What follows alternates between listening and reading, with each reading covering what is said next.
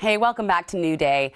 When you think far into the future, are you worried about the direction our country is going? You don't have to answer that now, but I want to tell you about a new book called Fight, and it's taking a deeper look into how Gen Z is shaping the future of our country. I spoke with the author, John Della Volpe. Who is Gen Z, and how are they different from millennials? Well, thanks for having me. When I think about Gen Z, I'm not someone who puts rough edges on either side of a generation. You have to be born on this date or that date. I'm talking about roughly 70 million Americans, ages around 10 or 11 to folks in their mid-20s. I mean, it is the largest and most educated and most diverse generation we've seen in America.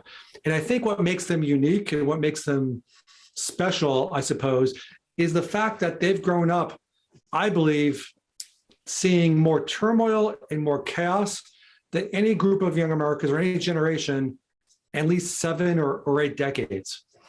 So we're talking about 70 million Americans here. How are they going to shape our country? Well, I think they're going to shape the country more than the country will shape them. And when I think about this generation, these are young Americans born right around 9/11. By the time that they were going to school, this was when we began to introduce red alert shooter drills, and school shootings became something that you could hardly move away from in the news. Then we had a financial crisis, concerns about climate, opioids, the whiplash in our politics, concerns about democracy. This is a generation born of trauma and chaos, but rather than withdrawing with concerns about anxiety and mental health, this is a generation that's standing up to fight. We see this in the politics that I cover. More young Americans in this generation voted in 2018 than any other previous generation when they were that age. Same thing in 2020. So they are changing America from the inside out, from politics to the way in which they choose to spend their money, how they work, and live their lives. The change that we're about to see will be consequential for decades to come. Are you more or less inspired about the future of America, of the world, after writing this book? I am far more inspired and hopeful.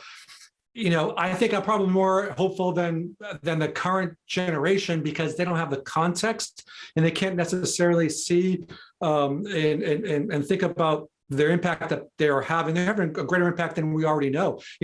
After Parkland, dozens and dozens of gun laws were changed. Same thing, not enough. Same thing after the George Floyd protests of 2020. This generation is already having a significant impact. I don't think climate change is at the top of the domestic as well as the foreign policy, political agenda without this generation. So they've already made a significant impact, but the way in which they're fighting, not just for themselves, but frankly for the rest of us, I think is quite inspiring. And I'm very optimistic in 20, 30 years, when this generation is in charge, we'll have a more healthy, more prosperous, and hopefully more just society.